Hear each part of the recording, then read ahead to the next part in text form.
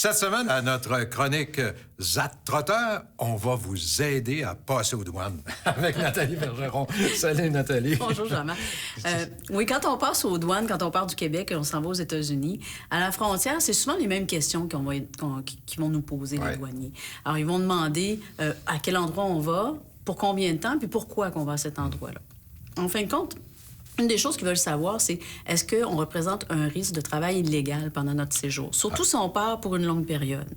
Donc, à la douane, c'est simple, il faut toujours dire la vérité. Puis, si on n'a rien à se reprocher, on n'aura pas de problème.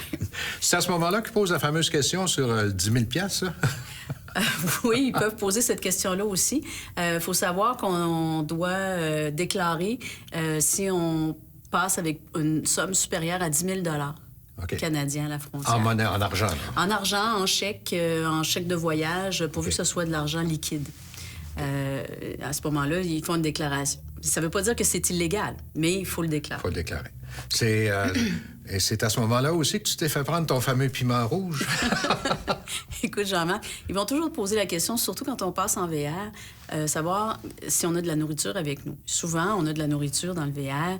Si on a des condiments, de l'huile, de la nourriture en canne, il n'y aura pas de problème. Ça, c'est des choses qu'on peut passer facilement. Le problème va se poser quand on veut passer des fruits, des légumes ou de la viande. C'est sûr que si on a des fruits qui ont été importés au Canada, des États-Unis, puis qu'on a encore l'étiquette dessus des États-Unis, souvent, il n'y aura pas de problème. On peut les repasser facilement. Si le fruit ou le légume, il a été cultivé au Canada, non pas importé au Canada, mais bien cultivé au Canada, et que c'est des fruits de saison, là non plus, il n'y aura pas de problème. Mais c'est sûr que si on essaie de passer une mangue, ça va être difficile de faire à croire que c'est un produit qui a été cultivé au Canada. Donc, ce qu'ils vont faire, c'est qu'ils vont nous le retirer. Si on essaie de le cacher, là, on va avoir un problème et on peut avoir des amendes salées. Par contre, si on le déclare, c'est eux qui vont décider si oui ou non on a le droit de passer le fruit et le légume. Même chose pour la viande. Habituellement, la viande, il n'y a pas trop de problème, sauf pour ce qui est mouton, chèvre, agneau. Ça, ils ne veulent pas en ce moment. OK. Écoute, Jean-Marc, je pense que le plus simple, c'est d'essayer de passer avec le minimum de nourriture et plutôt attendre de passer de l'autre côté, arrêter à une épicerie et puis faire son marché à ce moment-là, si on veut s'éviter des problèmes et des longues fouilles et des pertes de temps. Et maintenant, si on vient du côté des documents, il y a quand même des documents importants à avoir avec soi. Là. Bon, évidemment, ça prend un passeport. L'important, c'est que le document il soit valide 6 mois après la date du retour. Donc, je donne un exemple. Si quelqu'un s'en va aux États-Unis pour 6 mois, son passeport doit être valide pour au moins 1 an.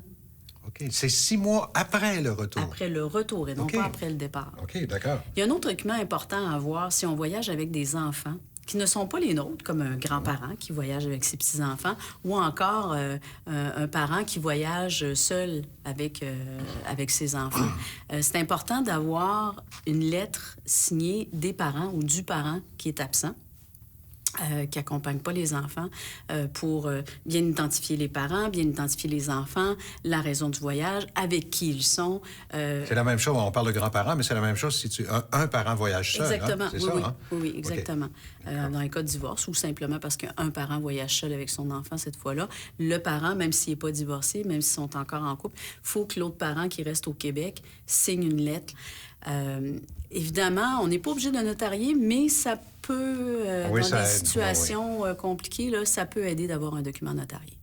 Nathalie, il y a tellement d'autres informations, mais j'imagine que c'est pas mal bien résumé sur votre site. Oui, on peut aller sur zattrotteur.com. Il y a tous les liens Internet. Le lien aussi vers les temps d'attente pour la frontière aux États-Unis. Ça, c'est bien pratique aussi. Oui. Merci beaucoup, Nathalie. Alors, n'hésitez pas, si vous avez d'autres questions, à aller voir sur Internet zattrotteur.com.